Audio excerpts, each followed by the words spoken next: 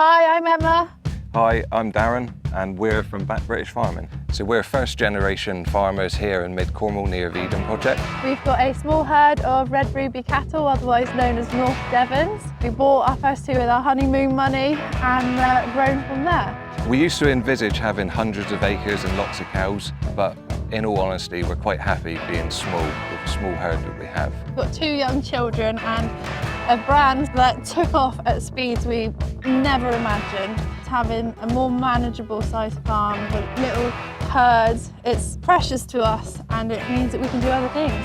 So I generally take care of the farming side of things, including hedge trimming, baling, all the grass work, even down to the muck spreading, which we first started off with a small rotary spreader. And then we've gone on to trial the Teagle Titan 9, which is amazing. Yeah. It's like light and day. I just love how much time you save. Yeah, and the time we save in spreading is unbelievable. It's so simple. Literally, we had a phone call, run me through a few things about it, and hitched it up, and away we went. I really like the front headboard. It's a good solid piece of metal in the front to protect us from stones, but it has good visibility through the cutouts below, so you can see when the spreader's nearly empty. I love the build quality of it and the size. we wouldn't want another size. I think it's perfect size for us. Yeah, it follows the tractor well. Easy to manoeuvre. The 9 ton is a perfect size for this amount of acres that we've got. The brakes on the spreader is awesome. They'll stop you in an instant. Really handy for when you're going down hilly fields. You can just put your brakes on and it'll hold the spreader back. In wet weather as well, like the spreader isn't going to push you away. You feel quite safe with it. A good feature to have is the ladder.